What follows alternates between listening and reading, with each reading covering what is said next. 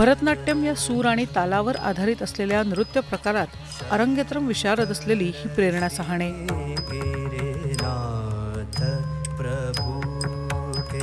प्रेरणाचा हा नृत्याविष्कार बघून कोणीही म्हणेल की प्रेरणाला उत्तम ऐकायला येत असेल. मात्र जन्मल्यानंतर अवघ्या काही महिन्यातच प्रेरणाला अर्धांगवायूचा झटका आला आणि तिच्या ऐकण्या, बोलण्याची, चालण्याची शक्तीच हरवली गेली. मात्र या सर्व अडचणींवर मात करत तब्बल 12 वर्षाच्या तपस्येनंतर तिने आपला प्रवास पूर्ण केला. अर्धांगवायूमुळे तिच्या पायातली ताकद पूर्ण गेली होती. त्यामुळे डॉक्टर असंही म्हणाले की ती चालू शकणार नाही. मग जिला चालता येणार नाही, बोलता येणार नाही, ऐकू येणार नाही, अशा मुलीला पाहून आम्हाला खूप दुःख झालं आणि आम्ही असं ठरवलं की तिला वाढवण्यापेक्षा आपण आत्महत्या करावी, कारण कोणताच मार्ग आमच्या पुढे शिल्लक नव्हता. तो निर्णय आम्ही घेतला.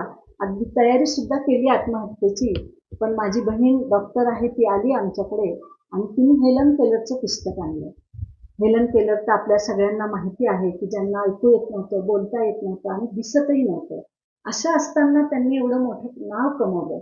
मला पण प्रेरणा मिळाली की आपणही आपल्या मुलीसाठी काहीतरी करू शकतो आणि मग आम्ही तिचं नाव प्रेरणा ठेवलं. इथून तिच्या प्रवासाची सुरुवात होते. खरं तर प्रेरणा नाव ठेवलं आणि तिला शिकवण्यासाठी मी स्वतः कोर्स केला मूकबधिरांना शिकवण्याचा.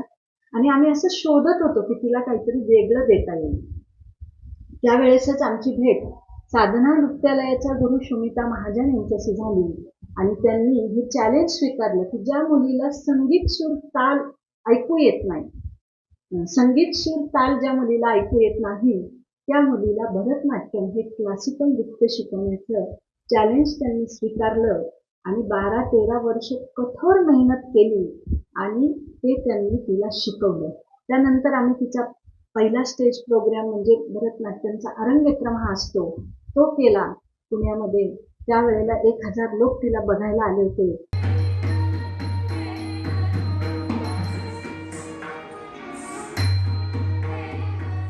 प्रेरणाला आजही ऐकायला येत नाही, मात्र ती जगभरात भरतनाट्यमचे प्रयोग लीलया करते. तिच्या कलाविष्कारासाठी भारत सरकारनं प्रेरणाचा रोल मॉडेल म्हणून दिला जाणाऱ्या राष्ट्रीय पुरस्कारानं गौरव केला. नृत्यांगना है और कई पुरस्कारों की विजेता. आप एक अनुकरणीय उदाहरण है.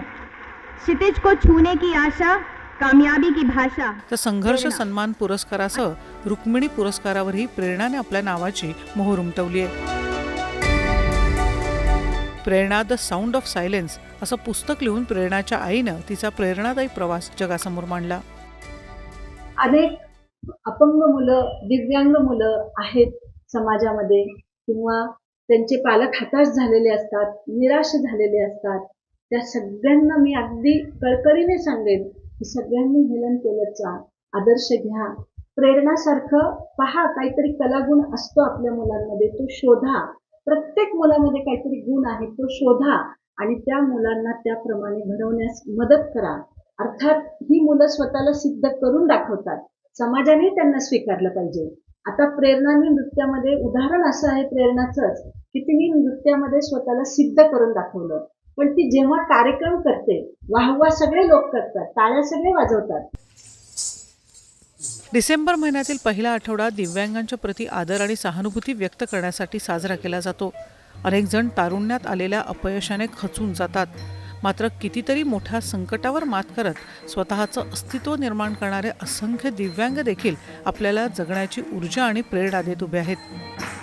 सूरज कसबे, टाइम्स नाऊ मराठी, पिंपरी चिंचवड.